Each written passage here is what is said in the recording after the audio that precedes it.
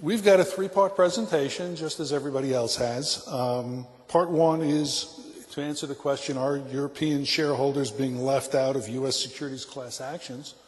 Yes. So let's move on to part two.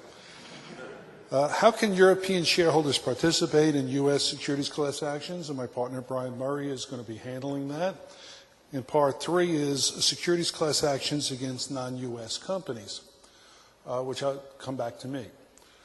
The one thing I noticed before I get started on part one is that in speaking to a number of you during the break, before the presentation started, and during lunch, is that many of the terms that we're using are not familiar to you. You'll have to forgive all of us because we're generally speaking to other lawyers. In fact, we're generally speaking to judges, and it's usually in the United States, and we don't have a tendency to define our terms. So I'd like to take a moment to just tell you a few things about what I'm talking about. Let's start with the basics. What is a class action? Class in a fraud action is defined as all those who purchased from the first materially false and misleading statement that the issuer, the company, made that caused the stock price to be artificially inflated, to be higher than it would have been absent that materially false and misleading statement. Okay, it ends, that's the beginning of the class period, and it ends with the truth being disclosed, or the final truth being disclosed. There could be intermediate disclosures where pieces of the truth are also disclosed. That gives rise to all sorts of damage calculation questions that you've heard about before. Okay, so a class action is all those who purchased the securities of the issuer during the time period from the first materially false and misleading statement till the truth and suffered damages thereby. What type of securities are included in that? All of them. Stocks, bonds, options, wild securities, tigers, feline packs, anything you could think of, anything you've purchased, they're all included. Okay. Now, there are different types of class actions, and they're generally under Rule 23 of the Federal Rules of Civil Procedure. Okay, let's move on. Here we go. Rule 23 of the Federal Rules of Civil Procedure. Federal Rules of Civil Procedure are those rules promulgated by the courts that tell you how to proceed in any type of case. One of those rules, Rule 23, is what a class action is. And basically is an assemblage of small claims, usually too small to be worth litigating separately, but repaying the effort in the aggregate. That's from a court case. What we're saying here is, while we're focused right now on institutional investors, and basically you're all pension managers and accountants and lawyers representing the big institutions, generally speaking, class actions aren't designed for you. They're designed for the 100-share purchaser. Now let's take the WorldCom case. Billions in fraud, or Enron, $7 billion being recovered. Somebody has to lead that case. Somebody has to pay the disbursements and the costs associated with that case. Does anyone believe that a 100-share purchaser, even though they suffered serious damages, could possibly lead that type of case? The answer, of course, is no. Take the case of the Williams Company's cases, where Bernstein Litowitz is the lead counsel. We're on the executive committee, and we have a class representative in that case. The case settled for $311 million in Tulsa, Oklahoma. No one came forward to represent the feline pack class, a $1 billion offering right before the end of the class period. Our client was that client who eventually came forward and became the class representative. Our client lost $125. Now, he shouldn't have lost anything. There was a fraud. The fraud was settled, and what you wind up with here is who looks after the little guy. Generally, it's the lawyers. Now, after something called the PSLRA, the Private Securities Litigation Reform Act of 1995, which was passed by Congress over President Clinton's veto, that was passed to purportedly get rid of certain of the abuses in the old American-style class actions. And since that time, you people are being marketed to. We want people who are more sophisticated, or Congress wanted more people who are more sophisticated to come forward to help us run the cases. And I think that's led to something that was unforeseen. It's called the law of unforeseen consequences. Whenever a legislative body passes a law, they think they know what they're doing, but at the end of the day, something entirely different happens. Well, that's what happened under the PSLRA. Everybody thought they were going to put the class action lawyers out of business. In fact, we as class action attorneys thought they were putting us out of business, and we got very nervous. And in fact, business has never been better. The reason business has never been better is, A, litigation proceeds better with institutional investors as the lead. And the reason for that is you actually have someone not only who you have to talk to as to how to proceed. I mean, it's not a daily, hour-long conversation with our clients that you're going to be subjected to. It isn't anything like that. But when something significant happens, we have someone who is actually has a dime in the game, who's interested in what the recovery is and proceeding, trying to protect their own rights to talk to, where we never had that before the PSLRA. Who would have thought it, that actually clients are valuable? And it turned out that they are, and that's why we're glad that we're here with you. But beyond that, more important than that, some of the rules that were passed by the PSLRA were a major, major boon to business. The first rule that was passed is that upon the filing of a class action, we as class action attorneys have 20 days to put out a notice in a large business publication. So we generally go over the Business Wire, the PR Newswire, and announce the filing of the case. And those cases then, of course, get picked up by Yahoo Finance and the Internet, and all of your clients and you people hopefully find out that there's a class action now available. That's one thing. So we have new clients coming forward and contacting us. But more importantly, what it did is it protected the underwriters and the accountants from liability. And that was a very, very bad thing to do. What happened there is once you protect the gatekeepers from liability, the gatekeepers stop being the gatekeepers. All of a sudden, no problem. You want to change the accounting rules and do something like that in this situation for which the accounting rules are certainly not designed? Well, I'm not going to be liable for that. Looks good to me. Go do it.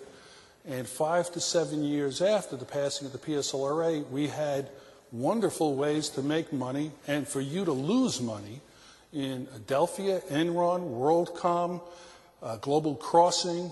Billions were lost. Now, with those cases, Congress got nervous again. And this time they passed Sarbanes-Oxley.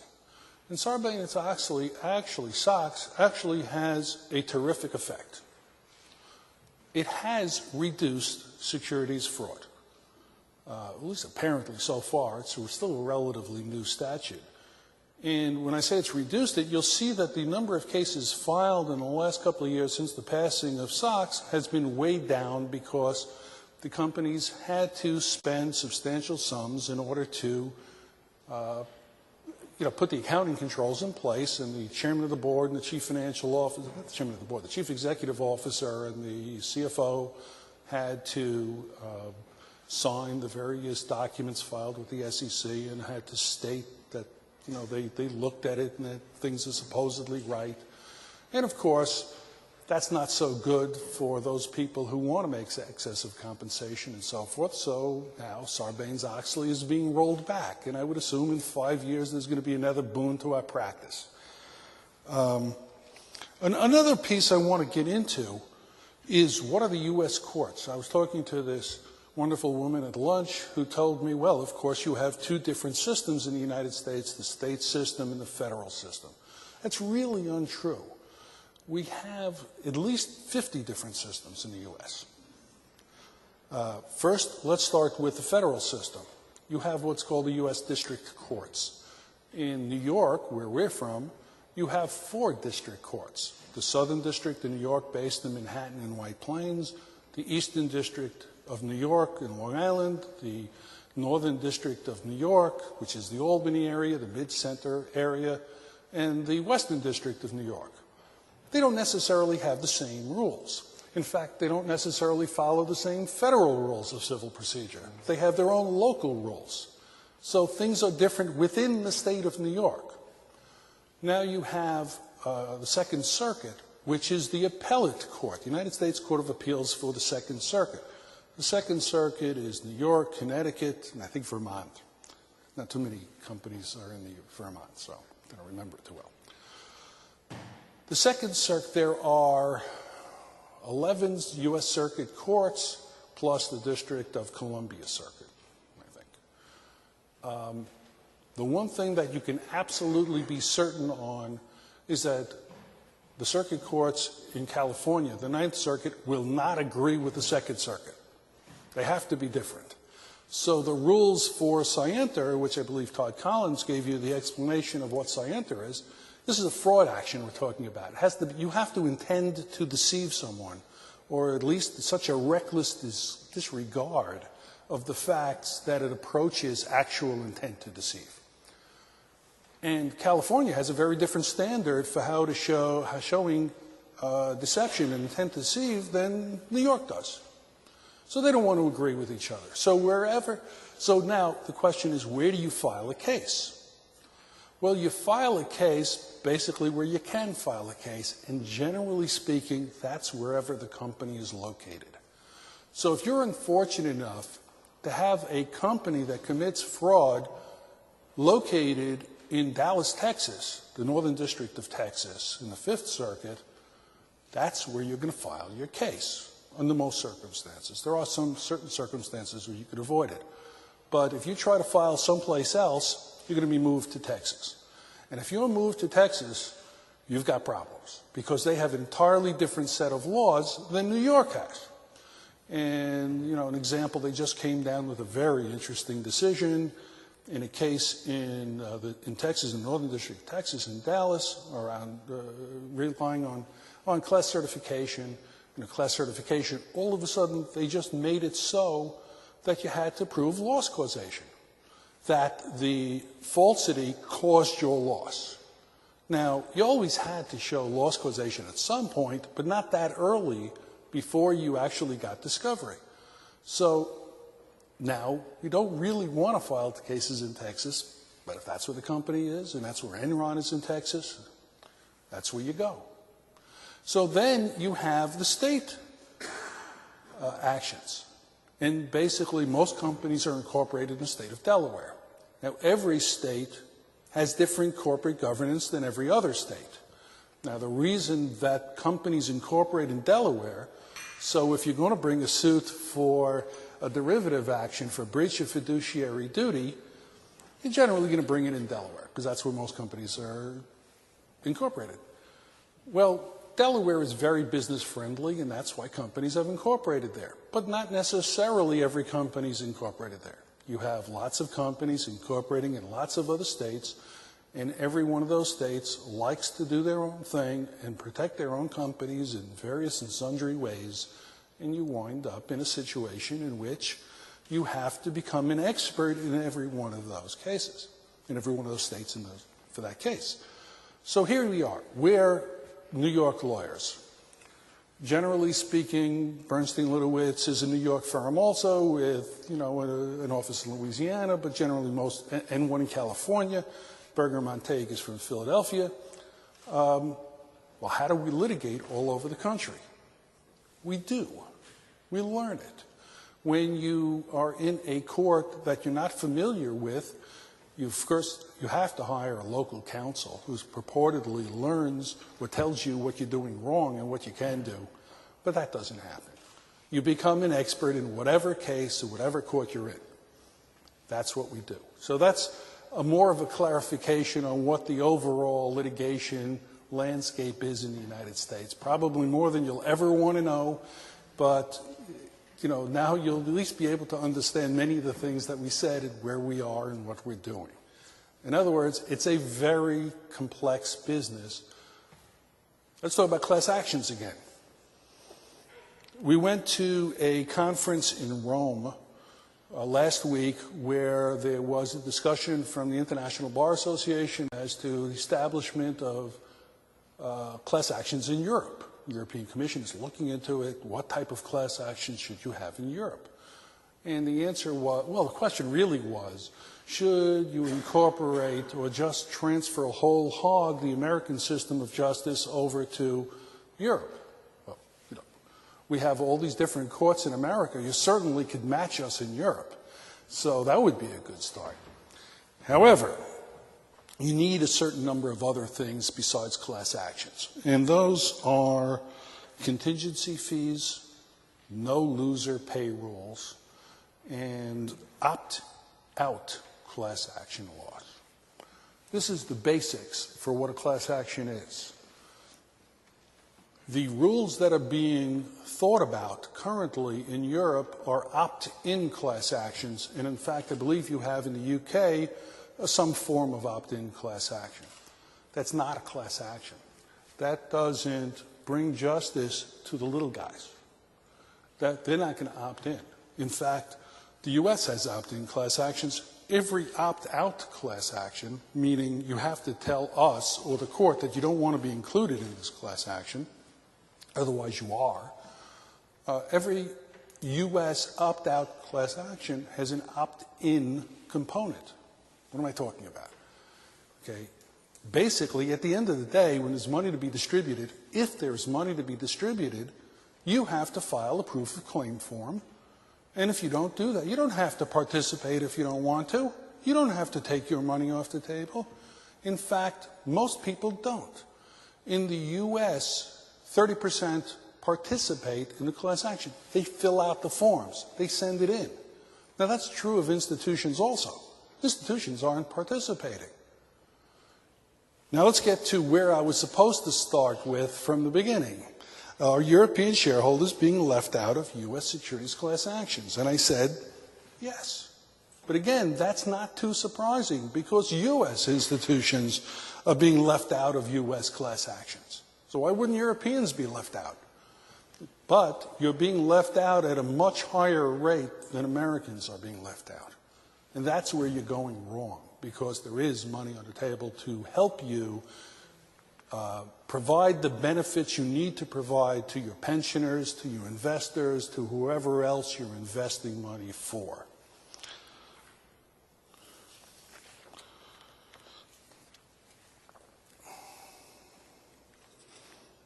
Okay, losses. Let me give you one more piece. We talked about losses a little bit. At the very beginning of the case, you're going to think you lost hundreds of millions of dollars. That may not be true at the end of the case, because all you're going to do at the very beginning of the case is look to see what you purchased the security for, what it's trading for in the 90 days following the announcement of the truth that caused the stock price to decline. You're going to do a simple mathematical calculation, and you're going to say, oh, I lost $100 million. Well, if the market is going down in general, or the market for your sector, the entertainment sector, for example, that stock is in, is going down, those have to be excluded from the loss because we're not insuring general market losses. We're talking about fraud here. What portion of that decline was caused by the artificial inflation, the price being too high at the beginning because of the fraud? That's where you get into the expert that Todd was talking about. You have to hire, and they are expensive. My Lord, you think we're expensive? I'd rather be an expert they get paid right up front. They charge a lot. And it's very complex. And it becomes a battle of the experts when you go to trial, or even before trial. You have to have expert discovery where you put in your expert reports, they put in their expert reports, and then they beat each other up in reply reports. Okay. I want to take a break right now just to ask a question. I tried to go over the ground rules, the basics of where we are. I have a tendency to be a New Yorker and speak too fast and maybe not define some of my terms. Is there anyone who wants to, has a question as to any of the terms we've been using today? And, I'll try to straighten that out and clarify. Come on, it can't be that good.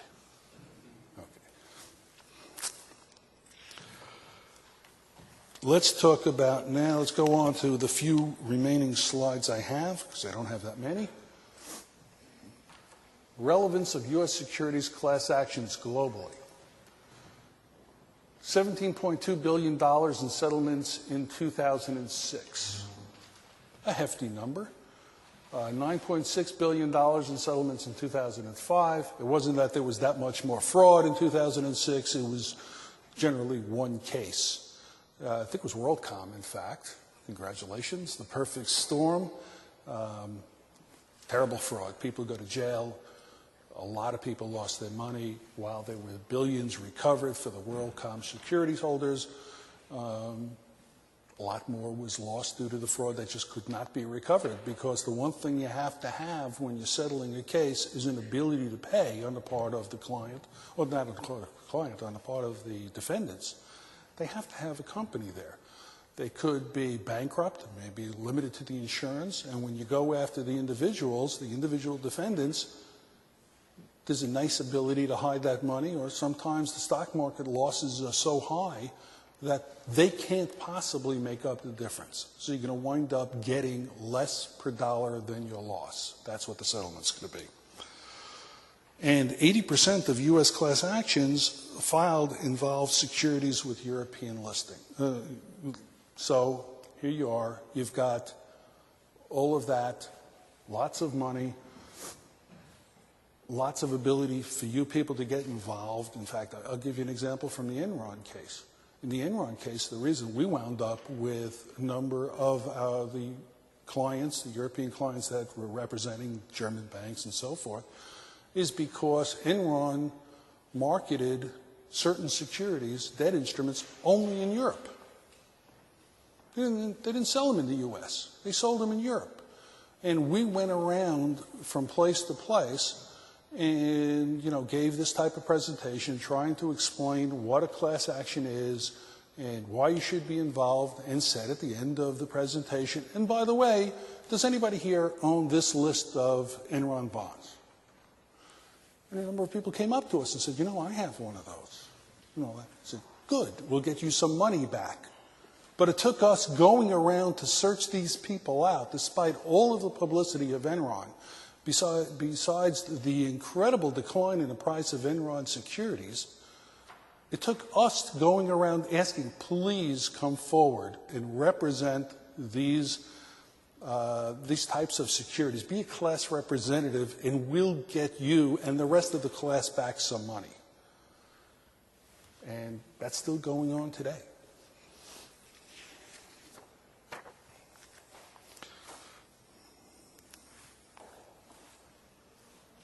As I mentioned before, what securities are included? Well, of course, equities, preferred securities, convertibles, bonds, options.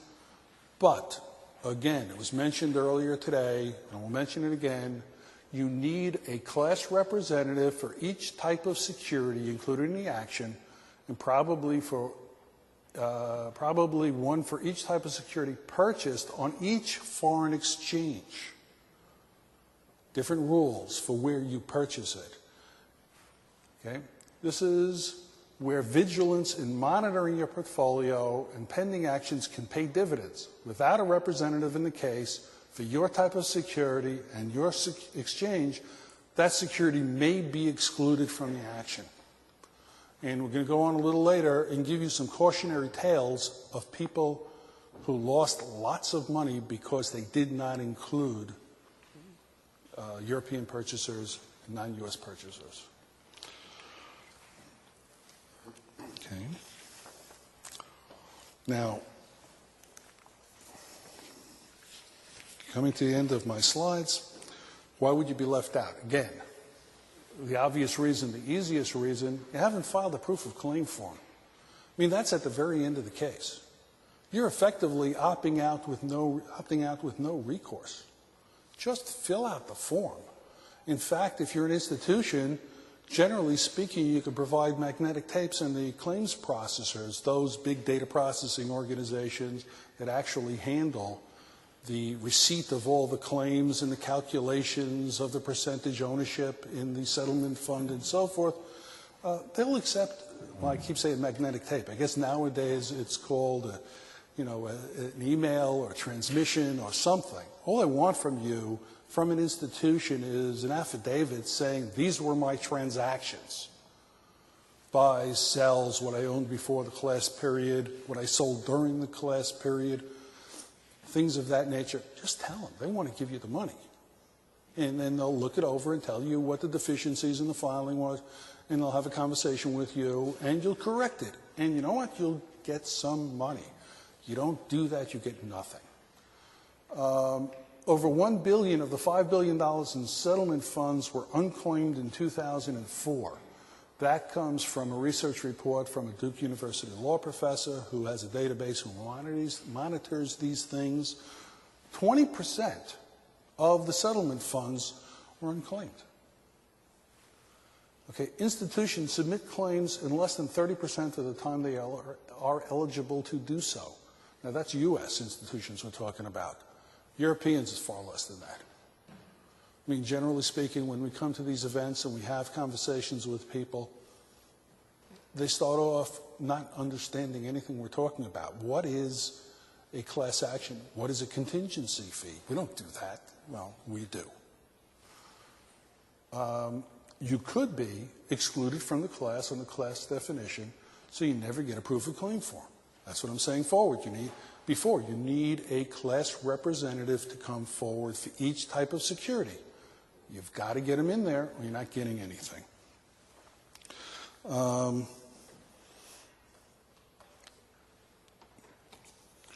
I'll even tell you that some of your institutions don't know that they even hold the securities or that they're members of a class. I had an argument with a U.S. hedge funds manager that we were pretty sure that they owned a large chunk of this one company, a special type of security. We called them, and because I knew the president of the fund, or the managing director, I guess. And he said, no, we don't. You're wrong. I said, I know I'm not wrong. I know you bought it. Maybe you sold it and they don't know about it, but you bought it. He called me back a week later and said, never bought it. I said, you're just wrong. This is just crazy. Go back. About 2 weeks after that, he called back and said, you're right. We own it. He had no idea. Now, how does an institution, this is a substantial investment fund, not know that they owned the security? The fact is, they didn't know. You have to look. And that's where you get involved in the monitoring services that we're all offering. All law firms who are the players in this business, and that's us, offer a monitoring service. You provide us with the transactions or the organizations that we use. One of them is here today, that you provide with those transactions. They'll tell you when you're in a case and help you prepare the proof of claim forms at the end of the day to submit to the claims processor to get your money back. So you take all of the work out of it, because otherwise you're just not going to know. It's impossible for you as organizations to individually look at every transaction that comes across with a case being filed and where the case stands and monitor it to understand whether or not you should be involved in a case. Now, the one thing we all provide in addition to this is advice, free advice. We don't charge you anything unless there's a collection effort at the end of the day. We lay out all the money. We lay out the disbursements in the Williams Company's cases. The $311 million recovery was just approved by the court a couple of months ago. We laid out $11 million out of pocket. That's not our time, which of course we charge at usurious rates, but that's not that. That is talking about expert costs and there were 18 million pages of documents. So we were paying $70,000 a month for 2 years for a database system that maintained those documents. We're writing those checks. And if there's a payday, we get reimbursed for those costs. No profits. Whatever the costs were, we get back. We make our profit, if there is a profit, on our fees. And sometimes there isn't. There are also small cases out there. You don't know at the time you file a case how big the case is going to be. We settled the EIS securities litigation in Connecticut in December for a little less than $4 million after 10 years of litigation. I guarantee you, at the time we filed that case, that we knew the damages were high. What we didn't know was the problems the company was going to have, and we certainly didn't know the amount of money at the end of the day that they were going to have to be able to pay for, a class action settlement. Almost immediately after the filing of the case, the company was kind enough to get sold to a German institution. And then they got sold to another institution, and they did an LBO and split off, and my head is spinning from this case. So we wind up in these relatively small cases, not because of incompetence or inability. You just don't know. And that's what's going to happen to you, too. When you see a case, you bought a stock, you lost substantial amounts of money, less than $100 million, less than $50 million, maybe less than $5 million, you still may want to get your money back. The amount of work that's necessary for you to be a lead plaintiff or a class representative is not onerous. There's work to be done. There's discovery to be had. There's a deposition maybe to be taken. But it's not something that you should run and hide from. And you can still get some of your money back by participating in the class action. I don't know where I am as far as time goes. I forgot to look. But I am certainly happy to take any questions. Thank you very much. Do we have any questions from the floor? I've got a question. You mentioned in your slides that US institutions submit claims less than 30% of the time that they're eligible to do so.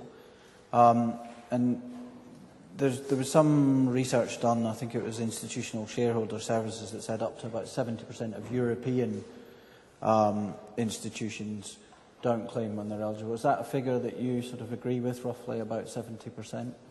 Is it 70 don't file? 70 don't claim.